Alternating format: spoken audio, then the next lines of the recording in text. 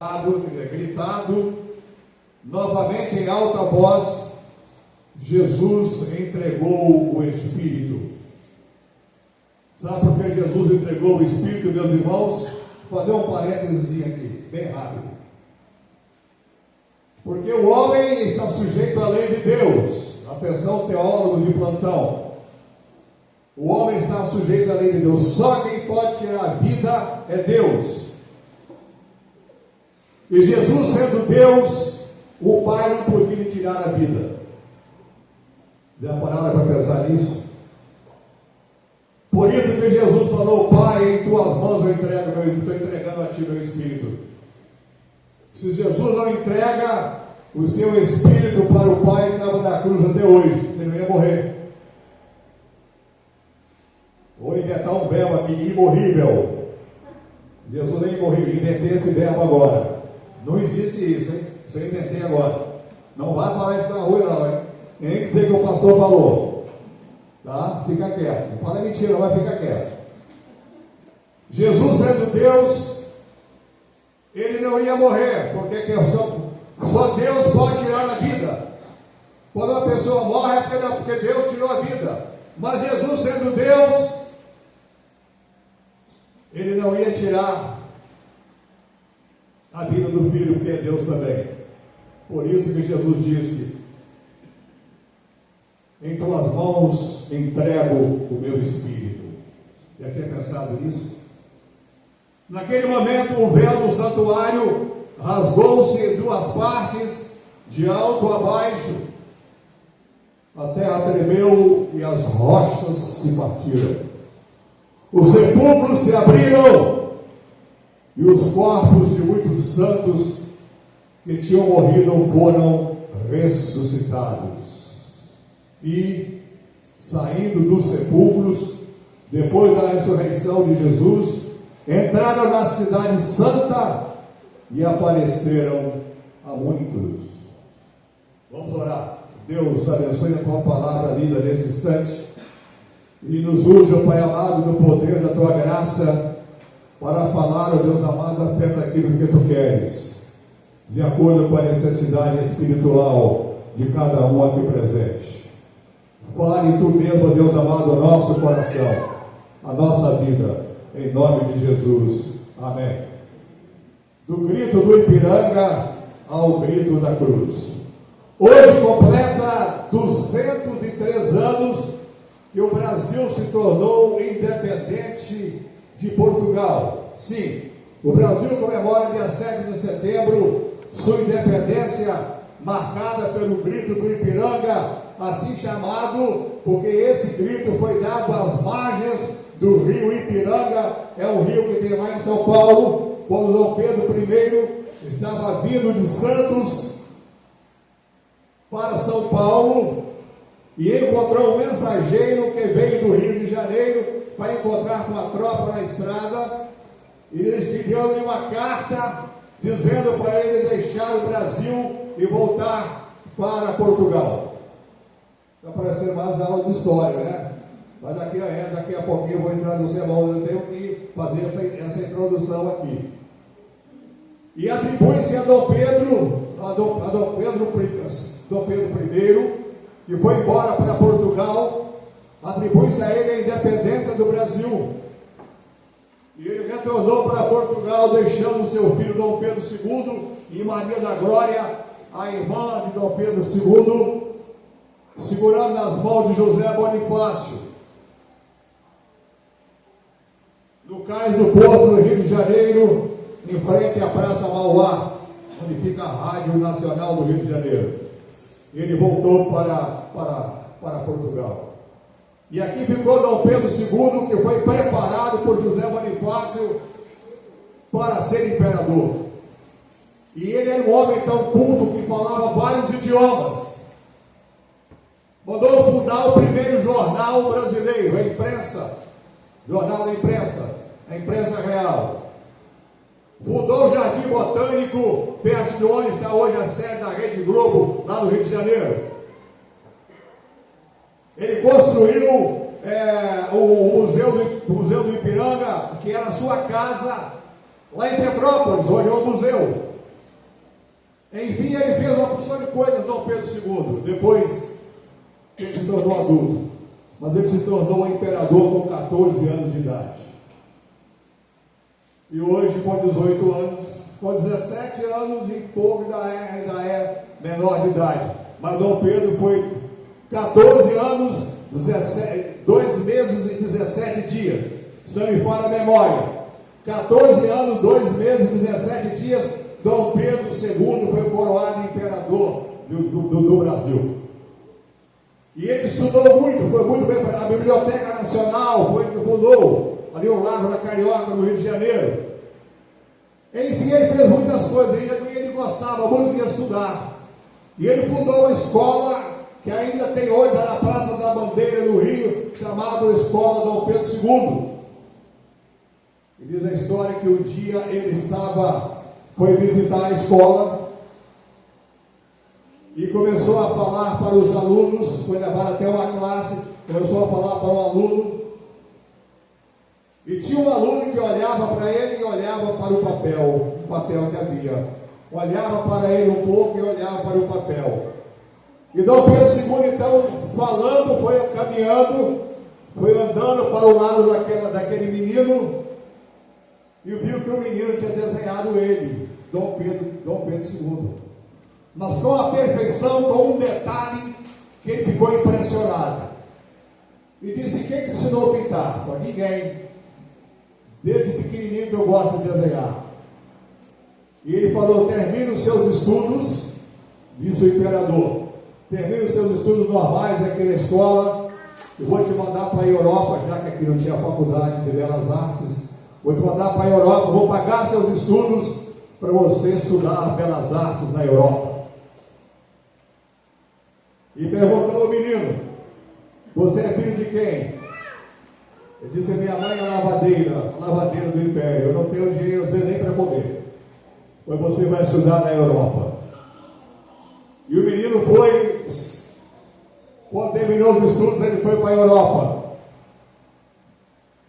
Meus irmãos, uma coisa interessante, eu trouxe a minha caneta laser. Eu acho que eu deixei aí, Rose, está aí minha caneta laser? Não, está aqui comigo. Meus irmãos, eu tenho que virar para cá um pouquinho.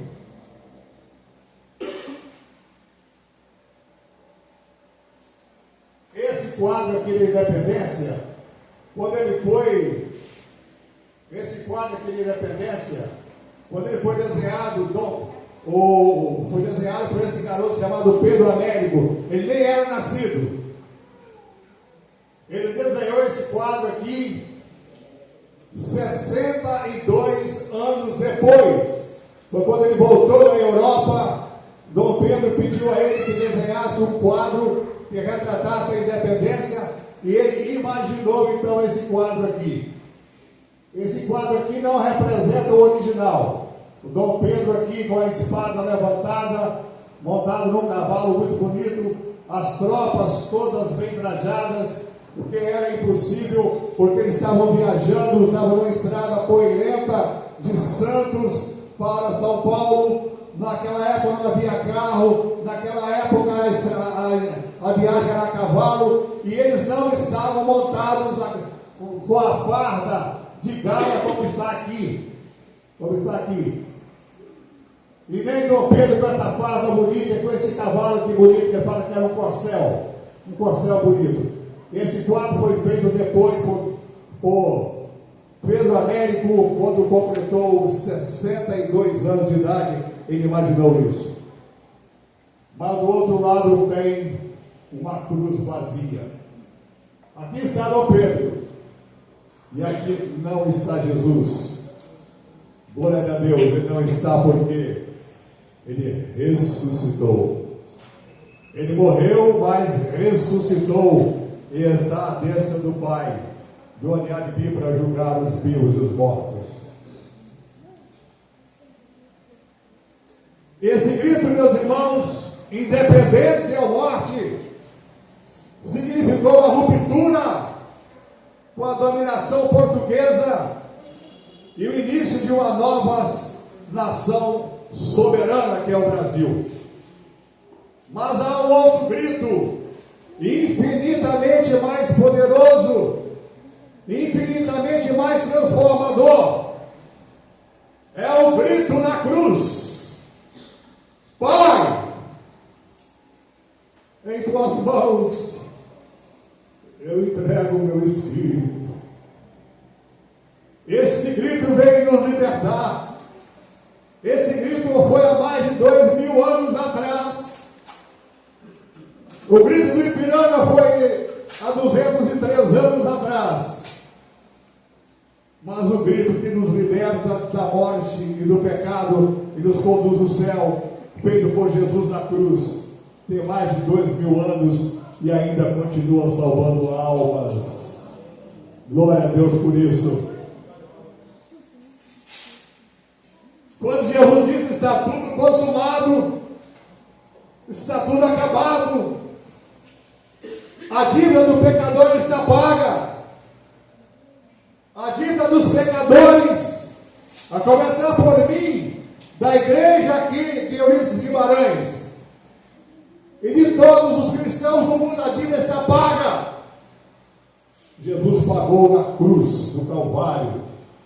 Lá ele levou os nossos pecados, lá ele derrotou o diabo, derrotou Satanás. Está pago. Já falei para os irmãos do Tetelestai, né? Vou repetir. Tetelestai é uma palavra grega que significa está pago.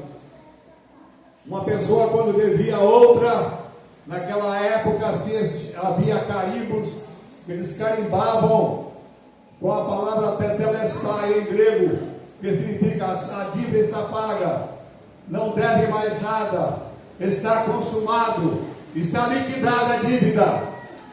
Mas Jesus, quando morreu na cruz do Calvário, na hora da morte, ele disse: está paga a dívida do pecador.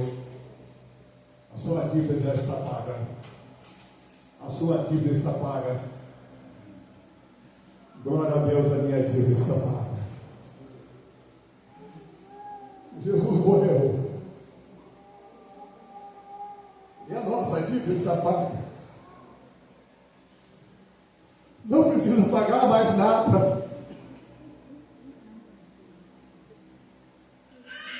Não é preciso mais sacrifício nenhum. Porque ele pagou na cruz o meu pecado, o seu pecado, o seu pecado, o nosso pecado. Ele pagou na cruz do Calvário. Não tem mais dívida. A dívida está paga. Eu vou dividir o nosso sermão em 3 partes. A primeira parte é o grito do Ipiranga e a independência política.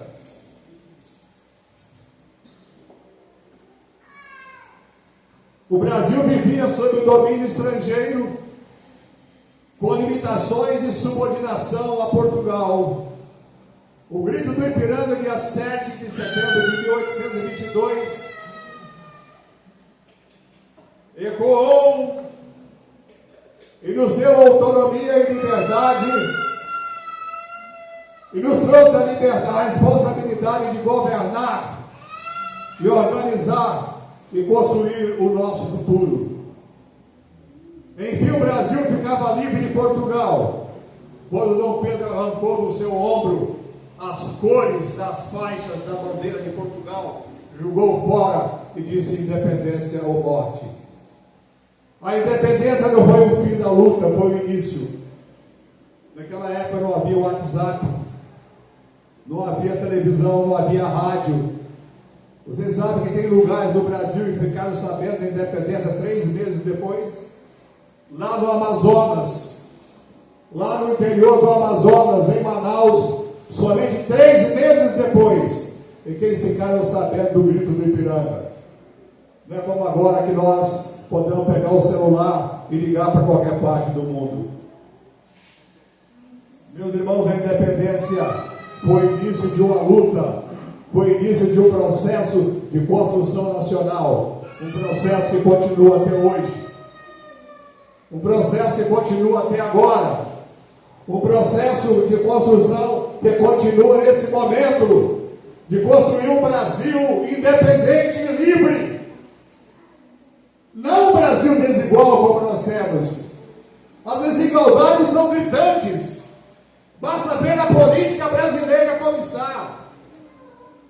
Mas, meus irmãos, assim como o Brasil buscou sua independência, o ser humano também clama por liberdade. Mas a verdadeira prisão não é a política social.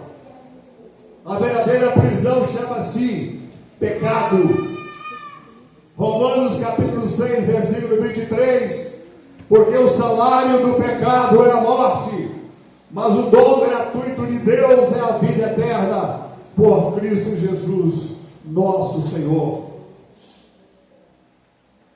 Assim como o Brasil ficou independente de Portugal, na cruz do Calvário, nós ficamos livres do pecado, porque Jesus pagou em nosso lugar.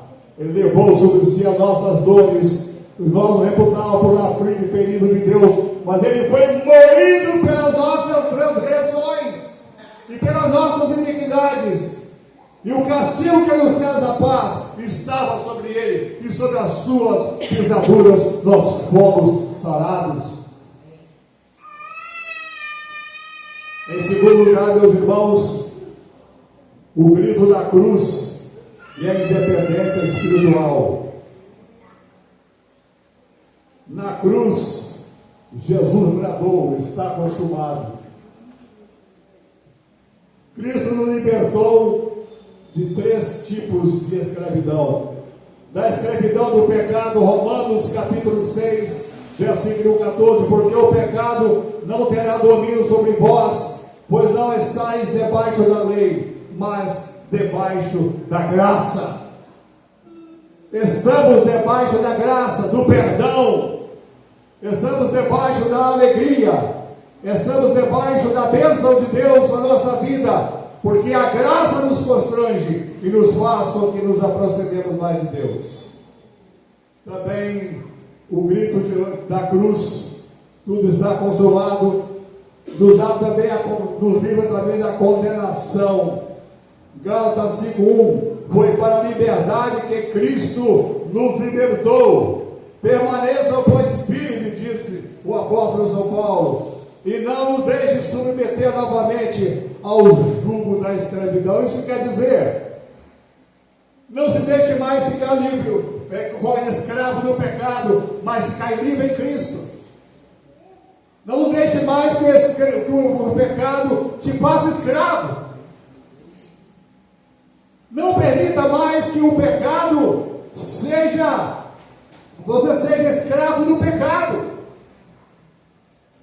Mas permita que a graça de Deus e que o amor de Deus habite em seu coração de forma extraordinária. Estou vendo algumas pessoas conversarem, por favor, não converse na hora do culto, meus irmãos. É hora de contrição a Deus. Se quiser conversar, vai lá fora e converse. Mas, por favor, na igreja não é hora de conversar. Desculpe falar, tá bom, irmãos? Amém? Desculpe, tá, meus irmãos? Me perdoe. Estou vendo algumas pessoas conversando. Se for sobre o assunto do sermão, menos mal. Vai, conversa lá fora, desculpe. Mas também, meus irmãos, a independência nos nos livrou da morte eterna. Está em 1 Coríntios capítulo 15, versículos 55 a 57. Onde está a morte, a tua vitória? Onde está a morte, o teu aguilhão? O aguilhão da morte é o pecado, e a força do pecado é a lei. Mas graças a Deus que nos dá vitória por meio de nosso Senhor e Salvador Jesus Cristo. Enquanto a independência do Brasil custou batalhas e negociatas, a nossa independência custou muito mais do que negociatas. A nossa independência custou o sangue do Cordeiro sem mácula, o sangue de Jesus. eu falar uma coisa aqui para vocês que pouca gente sabe. Para o Brasil ficar independente, para Portugal reconhecer a independência do Brasil, cobrou 2 milhões de libras esterlinas. Os livros de história falam isso.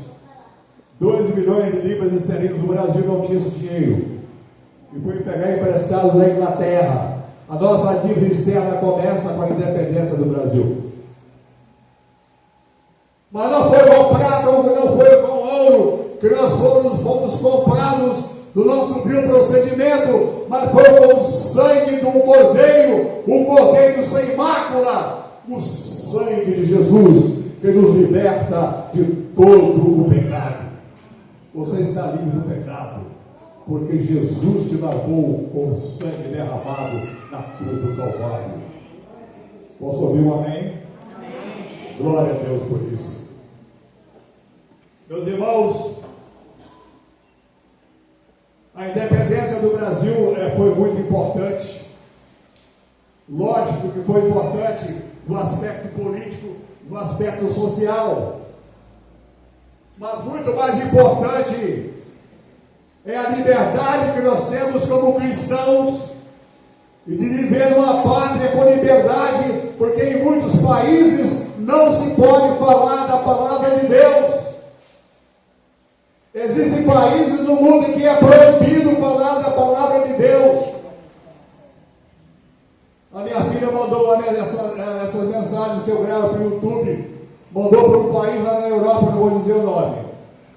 Eles disseram: aqui não tem cristão. Quando essa mensagem chega, é uma alegria muito grande.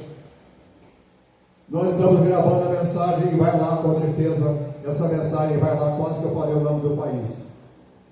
Vai para lá, para a Europa, para servir de incentivo de meu, porque é o país onde não tem cristãos.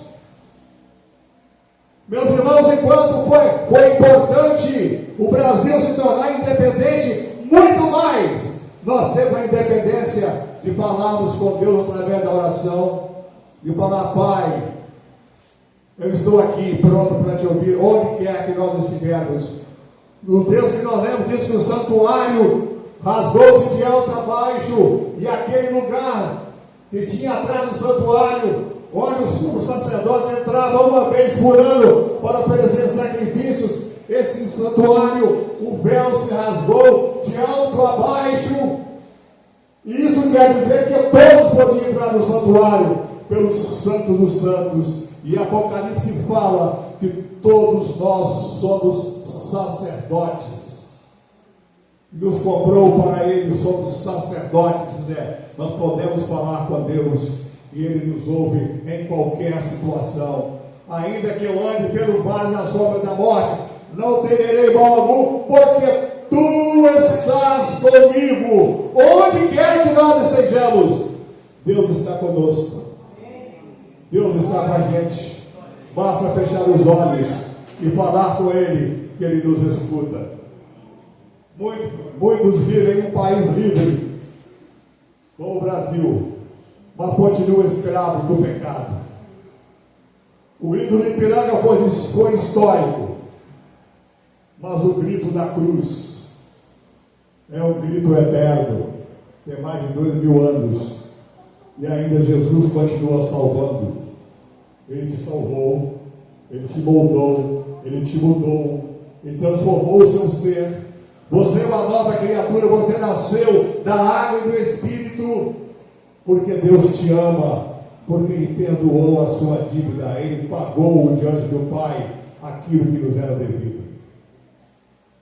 Em terceiro e último lugar, meus irmãos, o senhorio de Cristo e a verdadeira liberdade. Liberdade em Cristo não é fazer tudo que nos vem à mente, tudo que queremos, mas liberdade em Cristo é viver o senhorio de Cristo, viver dependendo de Cristo como nosso Senhor, como nosso Salvador. Liberdade em Cristo é viver sobre a sua dependência, é viver de acordo com como Ele manda na sua palavra. A independência em Cristo, meus irmãos, é fazer aquilo que Jesus quer e que nos mandou fazer.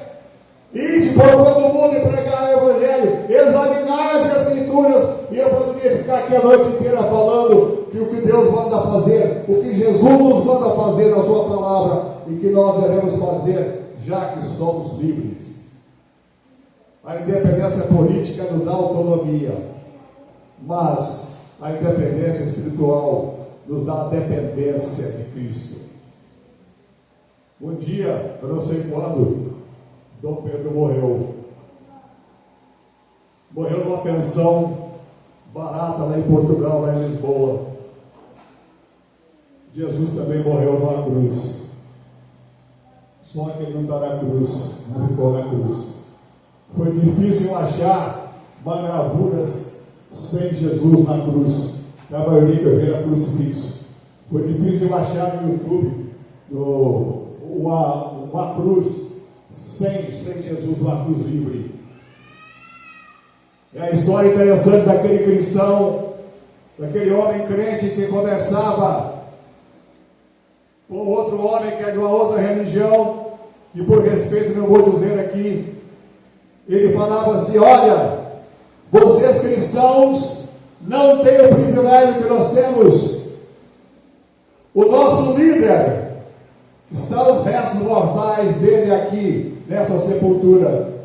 Ele morreu, o nosso líder, o líder da nossa religião, ele foi sepultado, e aqui estão os seus restos mortais, estão os seus ossos. Aí o cristão falou: realmente, a cruz está vazia, porque ele venceu a morte, ele ressuscitou. E se você for um dia à Palestina, não sei se você já foi em Israel, vá no túmulo, você vai chegar e encontrar um túmulo vazio, você não vê nada. Você entra, você não vê nada no túmulo, tem apenas o local onde Jesus esteve. Você não vê nada. Só que quando você vai sair, bem em cima da porta está escrito: ele não está aqui, porque já ressuscitou. Aleluia! Ele não está aqui, porque já ressuscitou. Aleluia! Meus irmãos, o apóstolo São Paulo, em 1 Coríntios 6, 19 e 20, diz que não pertencemos a nós mesmos, por fomos comprados por alto preço. O preço do Cordeiro sem mácula. O paradoxo cristão, ao nos tornarmos servos de Cristo, encontramos a verdadeira liberdade. Ter liberdade é ter Cristo no coração, é andar com Jesus 24 horas por dia. Por isso que eu falei para os irmãos assistir o vídeo que eu postei hoje de manhã, para entender melhor a mensagem de agora à noite. E aqueles que assistiram o vídeo, para entender melhor a mensagem da noite. Jesus morreu sim, ele sim levou sobre o Calvário as nossas dores, as nossas enfermidades, mas enquanto quando Jesus morria, ele morria para nos dar vida. Na morte dele temos a vida eterna, e nós temos apenas por herança o céu que nos está guardado. Eu postei no vídeo, eu apaguei, eu não tive coragem de deixar, mas eu me emocionei muito. Eu falei com a minha mulher, com a Rose, as maravilhas do céu que nos aguardam. Meus irmãos, vale a pena ser cristão, vale a pena sofrer às vezes aqui as agruras, as tormentas, as lágrimas, as dores, as enfermidades, porque além do rio, temos Jesus que nos espera de braços abertos. Vinde, benditos de meu Pai. E nós vamos ver Jesus e abraçá-lo. Irmão, você imaginou você abraçando Jesus no céu? Você já se imaginou abraçando os seus pais que foram salvos, os crentes? Você já se imaginou em companhia dos anjos, louvando o seu nome, milhares e milhões e milhões de pessoas, desde a fundação do mundo até o final dos tempos, em aquela multidão enorme, com uma claridade mais de 1 milhão de vezes maior do que o sol, uma claridade enorme, e nós vivendo ali, naquela eternamente glorificando o nome do Cordeiro de Deus, que tirou o pecado do mundo, que arrancou do seu coração o pecado e colocou a vida eterna para a sua salvação eterna.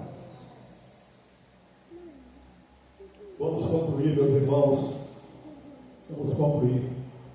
O grito do Ipiranga mudou a história. Assim como para que o grito do Ipiranga tivesse efeito, muitas pessoas tiveram que ajudar. José Bonifácio, Gonçalves Lendo, Januário da Cunha, muitos deles foram pessoas que ajudaram a reconstruir o Brasil. E para reconstruir o reino de Deus aqui na terra, Jesus conta com você que é missionário. Ele diz: vai, pregai, ide anunciai, falai das boas novas, anunciai a minha palavra, anunciai a salvação que está na minha palavra. Ele disse que nós somos seus mensageiros na construção de um novo cristianismo, o cristianismo que vai nos levar para o céu e nos dar como herança a vida eterna. Hoje Cristo chama você para experimentar essa independência espiritual.